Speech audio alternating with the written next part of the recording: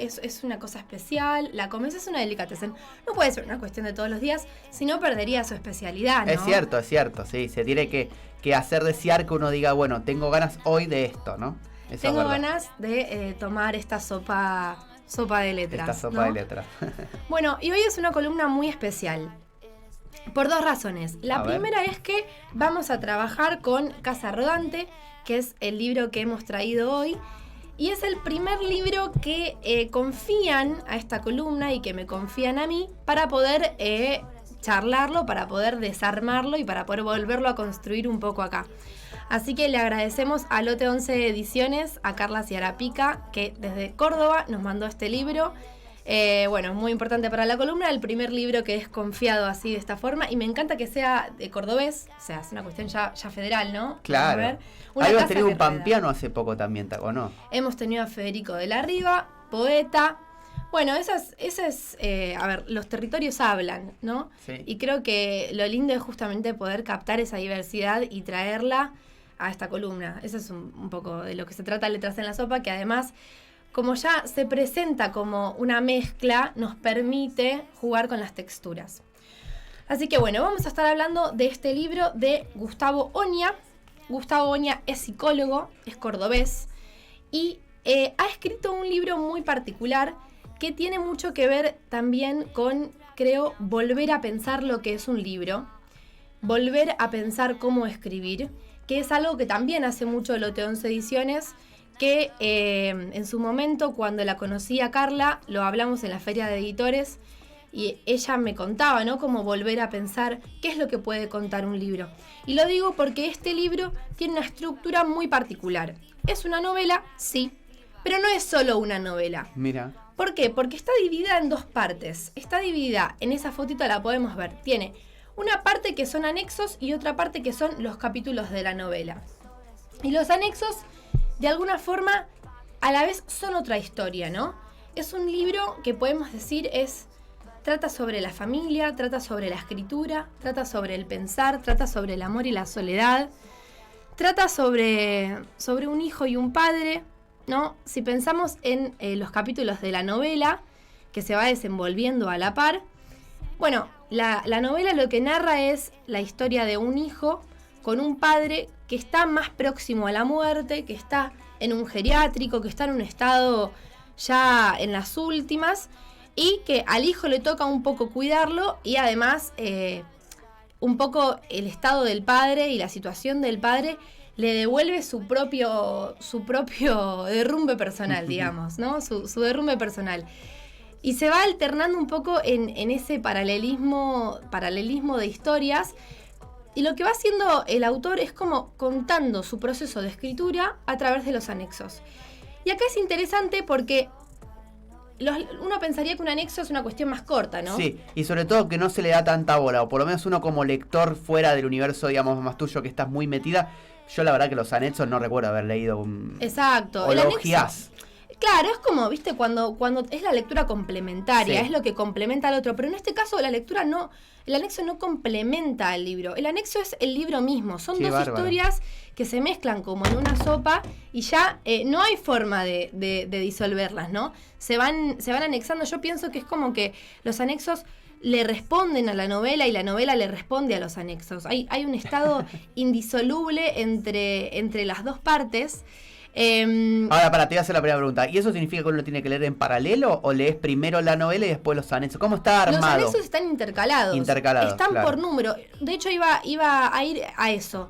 El libro no empieza con la novela, empieza con el anexo. Y ya eso nos da una premisa particular de algo especial. De hecho, se llama anexo 0. Y podemos interpretar que la parte, ¿no?, de anexo 0 ya está señalando cierta anterioridad que corresponde a la novela, ¿no? Como si partiera un poco de ese estado mental que es el anexo. Bueno, el autor dice en el libro que los anexos son sus puntos de fuga, son la vida misma un poco ese anexo, ¿no? Esa unión entre las cosas. Cuando buscaba la definición de anexo decía, bueno, que era unión, asociación, que venía del latín, y decía préstamo del latín. Y me gustó la palabra préstamo, ¿no? Porque a veces siento que ese interludio, ese préstamo de tiempo, esa demora, El otro día escuchaba a Martín Cohen decir que los libros estaban hechos de tiempo, y creo que este libro tiene mucho trabajo con el tiempo, porque en los anexos vemos no solo su proceso de escritura, sino su recuerdo. De hecho, el anexo 0 es un recuerdo de él que está escrito en primera persona. Pero acá también, a ver, yo acá interpreto y obviamente entiendo que en este libro es de esta manera, que es el escritor Gustavo Oña hablando de su propio proceso de escritura y su propia historia personal. Pero podría no serlo. Y esto es una cuestión interesante para pensarlo como lectores. Si nosotros leemos este libro, que a la vez nos genera como cierta disrupción, porque tanto los anexos como los capítulos de la novela están escritos en primera persona. Y ahí hay un juego en el que a uno podría quedar un poco descolocado en cierto punto, ¿no? Porque están los dos escritos en primera persona y vos elegís creerle. Ahí hay un salto de fe. Claro. Por ahí Oña nos está mintiendo, por ahí está haciendo una novela autoficcionada por partes. Podría hacerlo, de hecho por eso también traje otra vez el libro con el que estuvimos trabajando la última vez, Traición, la antología de la FED, porque hay mucho en esta novela, en este libro extraño, sobre la literatura y sobre la traición. Yo siento que la traición es una temática que asedia a este libro, ¿no? De alguna forma lo rodea, nunca lo deja en paz, porque es parte del proceso de escritura, el proceso de traición, ¿no? Entonces, eso me parece también un punto interesante para rescatar. Y podemos empezar leyendo alguna partecita. Dale. Para que se vaya entendiendo de qué estamos hablando. Me parecen muy significativas las palabras con las que he marcado el libro, con las que he marcado los post-its del libro. ¿Son palabras sueltas? Y yo me hago como una especie de notita para identificar la cita, ¿no? Sí. Y acá tengo fracasar, oración quebradiza, error y amor. Mira. Así que bueno, me parece que son bajemos a cero la música mientras lee, después la volvemos a poner, Marvel. Son muy constitutivas. A ver. Me gusta especialmente esta, la de fracasar, que es la primera. Escribir me enseña a fracasar con paciencia, pero sobre todo a elegir un poco el terreno de la caída. Quizás después me llamaré escritor. Bueno, ¿no? El fracaso, ¿no? Claro, se trata un poco de rodear esa idea, ¿no? De sacar la idea de la ubicuidad del tiempo, de la ubicuidad de la cabeza hacia algo material. Por eso yo siempre que pienso en los anexos y en los capítulos, yo pensaba en los anexos como el proceso de pensamiento, como la cabeza, si la tenemos que identificar con una parte del cuerpo, y en los capítulos como las manos, como la parte de la acción. Y la novela en ese sentido es como un traveling entre esos dos lugares, ¿no? Lo que une el anexo con los capítulos de la novela es el movimiento entre una cosa y la otra, de la misma forma en que lo que une a una idea con su expresión tangible es el movimiento, ¿no? La decisión. Ahí hay una decisión. Por eso también dentro del libro hay mucho miedo, hay todas esas dudas que nos hacemos sobre el proceso de escritura y sobre cómo escribir. Es un libro que nos devuelve muchas preguntas y eso es algo que hay que remarcar, porque es muy interesante ver cómo en los anexos están llenos de preguntas, y están llenos de preguntas muy interesantes, como por ejemplo las que se hace con respecto al amor. Dice, quiero escribir sobre el amor. ¿Hay otro tema que no sea el amor? ¿En dónde está el amor cuando no sé qué escribir? Bueno, y después sigue con algo maravilloso que es una de las tesis que tenemos para esta columna y que vamos a intentar explicar durante todo este tiempo, que es que dice Oña, escribir, como dice mi analista, es la principal mudanza. Me gusta instalarme en otros lugares, aunque siempre sean los mismos, pero diferentes. ¿Qué es una mudanza? ¿Qué es escribir? ¿Dónde se escribe? ¿En los mapas nunca olvidados del cuerpo que a la corta o a la larga te llevan en sus olas a otras orillas sin más valijas que la vida entera? Bueno, ¿no? Ahí tenemos un poco eso de lo que se trata. El anexo, la idea de la mudanza, ¿no? Claro, por eso se llama el libro, interpreto yo, Casa Rodante.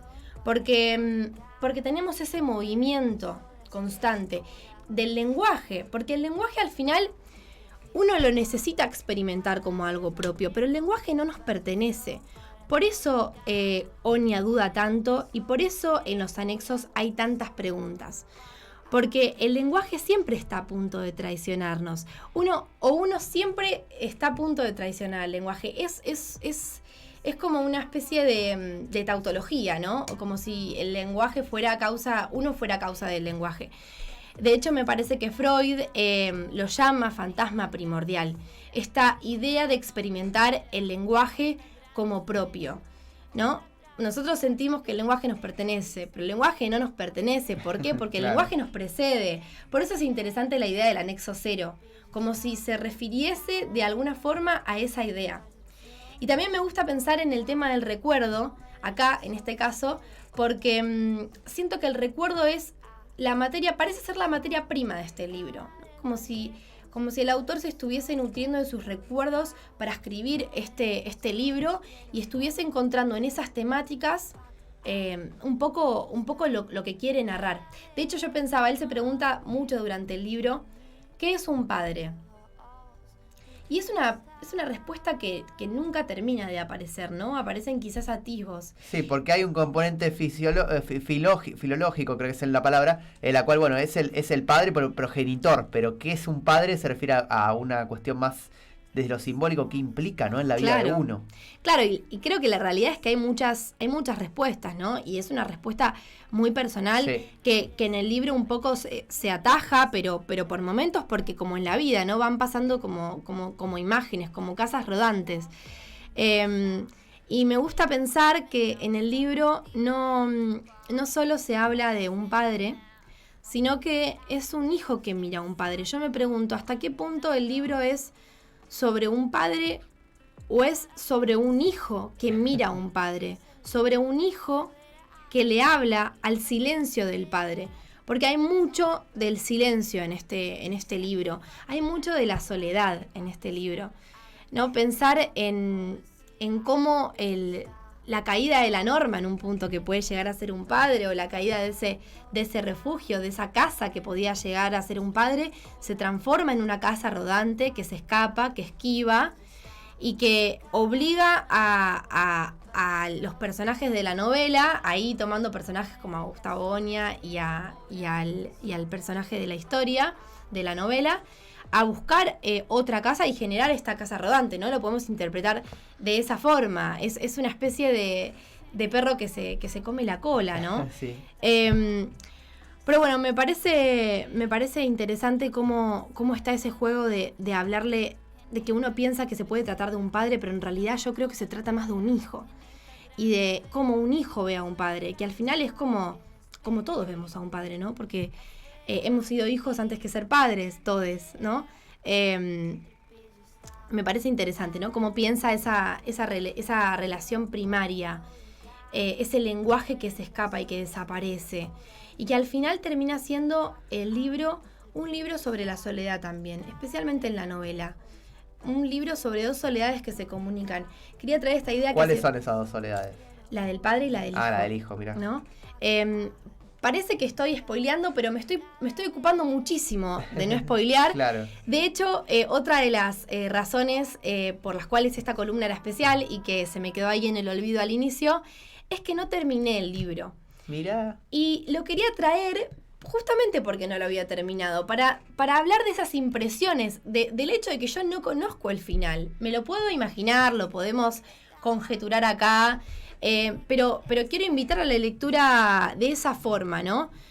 Pensando en el modo en que leemos y en cómo esas impresiones van encadenándose hasta, lo que vamos sintiendo. Pero quería hablar de esas impresiones como una cuestión momentánea. Es como que en las columnas, si nosotros tenemos la línea de tiempo, la columna siempre se ubica al final, porque sí, yo ya leí el libro, claro. Entonces, sí, por supuesto, trato de hacer una recopilación de lo que pasó en el libro y tratar de analizarlo, pero es desde un punto en el final. Y acá en este caso estoy en el medio. Y de hecho tuve que decir que me tuve que frenar un poco para no terminarlo, porque me lo estaba por terminar y no tenía ganas de terminármelo, para justamente traerlo desde esta sensación del medio, ¿no? Como este puente quebradizo.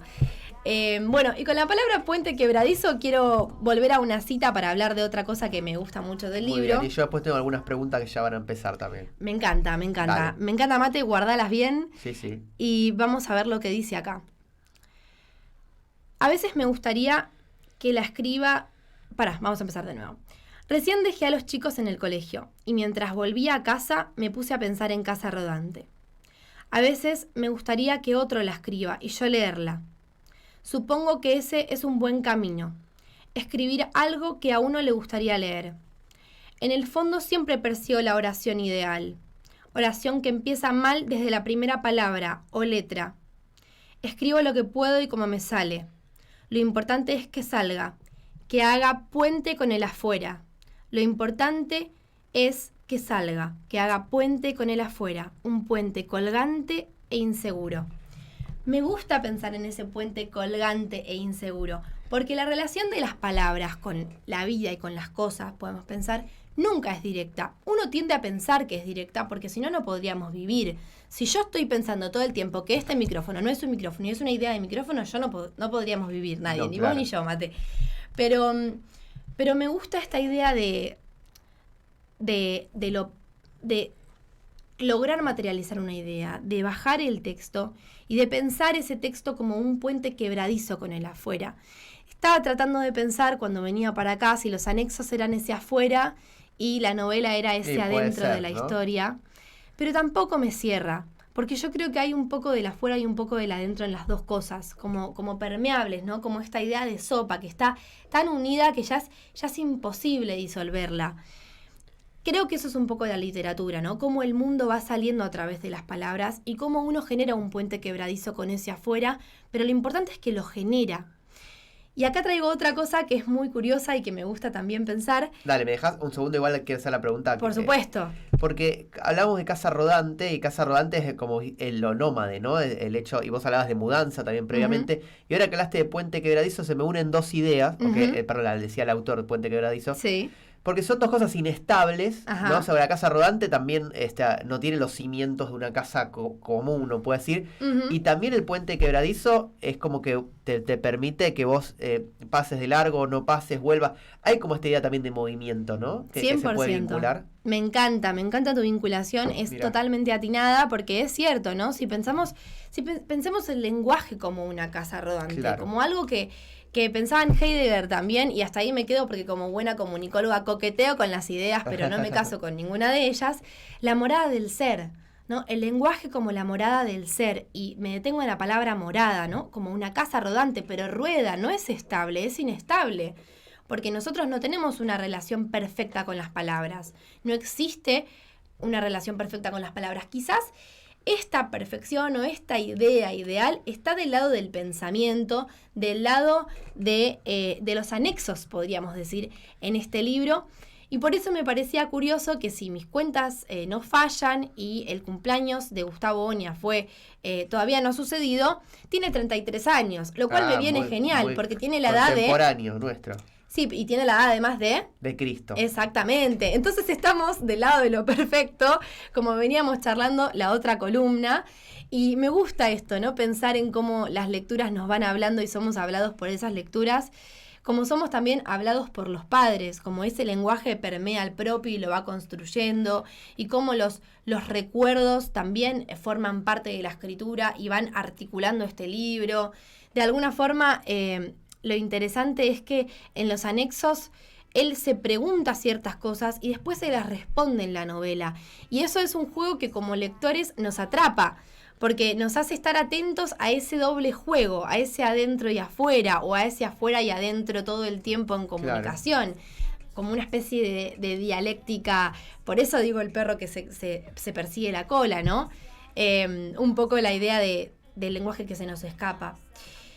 Y claro, escribir es la principal mudanza, porque yo pienso la mudanza, como lo estábamos hablando, ¿no? Sacar la ubicuidad, digamos, bajar la idea de lo que viene siendo a la palabra, a la escritura. Por eso dice, interpreto yo, Gustavo Oña, en este libro, que escribir es la principal mudanza, porque hay un pasaje ahí, hay un movimiento, podríamos decir, de las manos, del pensamiento y de las manos, que lo van trasladando hacia otro lenguaje. Estamos pasando de un lenguaje mental a un lenguaje material, podemos decirlo. En términos muy simples, que yo siempre pienso, y acá hago un paréntesis, me encantaría algún día tener un programa o algo en la radio en donde también tenga alguien que sea psicoanalista, porque siento que esa mirada aporta tanto y siento que me completaría un montón de huecos a los que yo llego por ahí desde la teoría del discurso, pero después no puedo seguir tanto porque no conozco esas aguas, ¿viste? Pensaba, vos Mate, lo sabés muy bien, como comunicólogos coqueteamos con estas corrientes de pensamiento. Lo pensaba como que voy y me meto los pies en el agua, pero después vuelvo. Vuelvo a salir, claro. Vuelvo, o sea, por ahí nado un poco, pero vuelvo a la orilla. Sí. Es como que hay... Me parece interesante esa articulación de profundidades. Y ahora que lo venimos hablando, me parece interesante pensar en los anexos de este libro y en los capítulos de este libro como diferentes profundidades.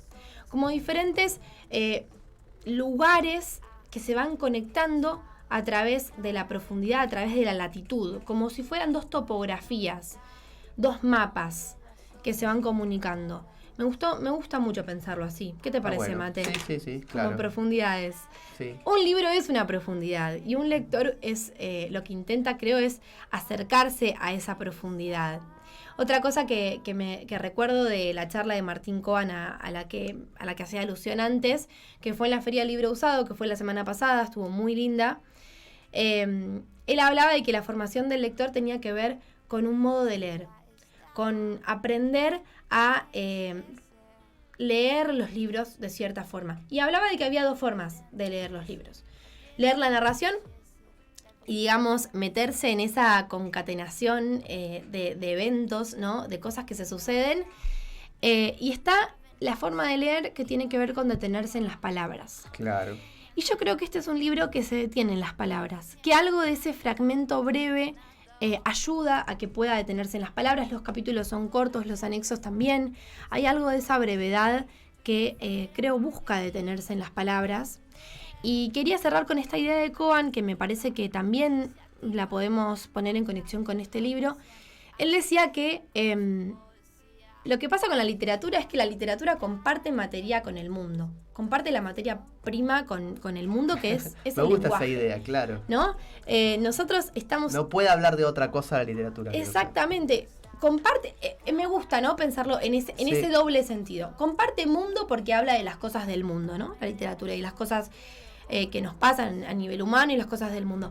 Pero también comparte la materia prima de los sujetos, que es el lenguaje, en un punto. Entonces, pero la literatura, si bien comparte el lenguaje con el resto de la experiencia del mundo de los sujetos, además plantea una relación diferente para nosotros con la literatura, que es una relación de mayor distancia, de mayor lejanía.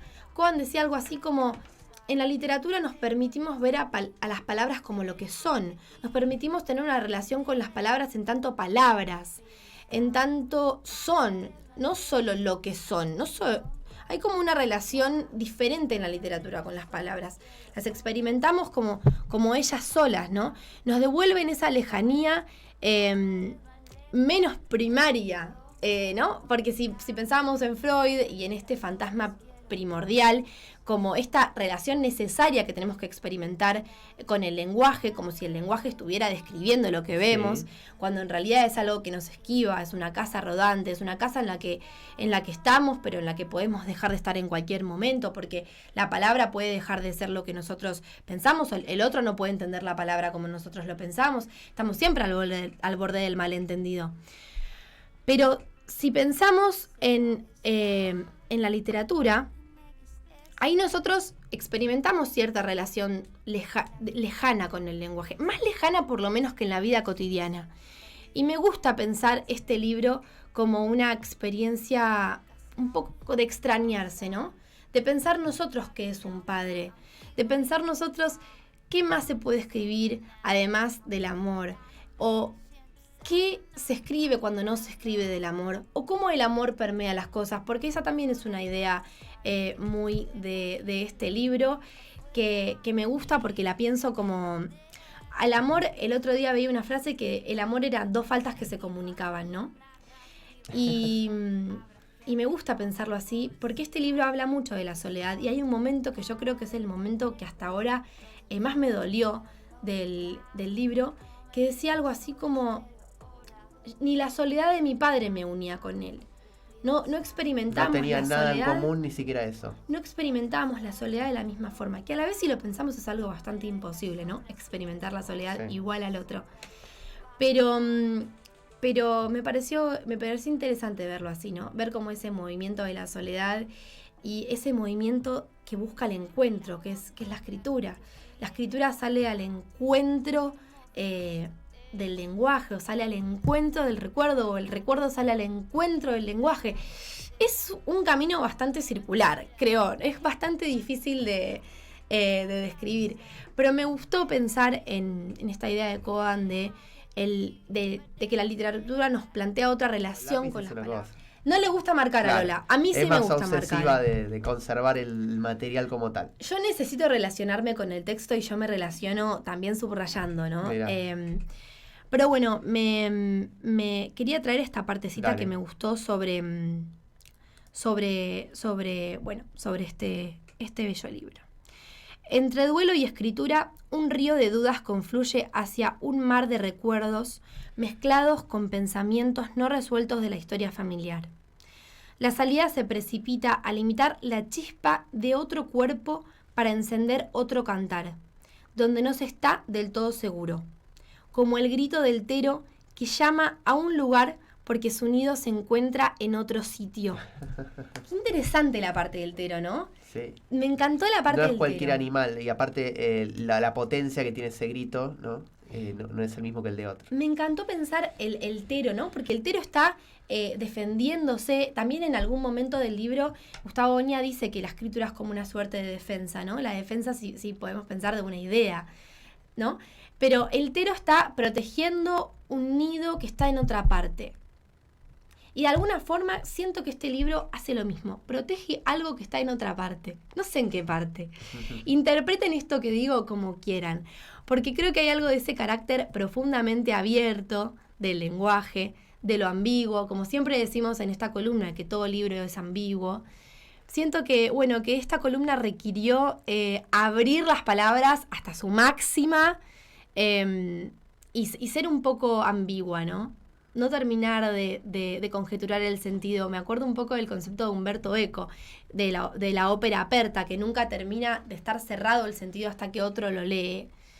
Entonces, bueno, fue una lectura muy linda, lo sigue siendo, y me tuve que atajar para no terminarla, porque la verdad es que ya estaba enganchada en ese doble movimiento del lenguaje con la historia y cómo se respondían. ¿La vas a terminar en estos días? Lo voy a terminar en estos días, lo mencionaré en la propia columna. Y nos vemos en la próxima Delicatessen. Ya en octubre. Muy bien, bueno, entonces a esperarla. Podemos ver después, vamos a estar subiendo este video para quien no lo haya visto entero, de Letras en la Sopa, y seguirte en @cosmicalista también para tus notas y también lo que vas compartiendo. Exactamente, @lote11.ediciones, me parece que es el Instagram de la editorial. Gracias, Carla, por el libro. Gracias, Gustavo, que creo que nos está escuchando en este momento, y a todos y todas las oyentes del otro lado. Nos vemos la próxima. Nos vemos. Malena Costamaña de Maré. Nos vemos. Gracias. 10:36. Vamos a una tanda, Marve, que tenemos la columna de deportes y la columna también de Mundo Migrante para completar este miércoles cargado de cosas. Ya a 8 días de la primavera. Me gusta repetirlo porque ya me pongo en modo primavera. Dale, ya seguimos.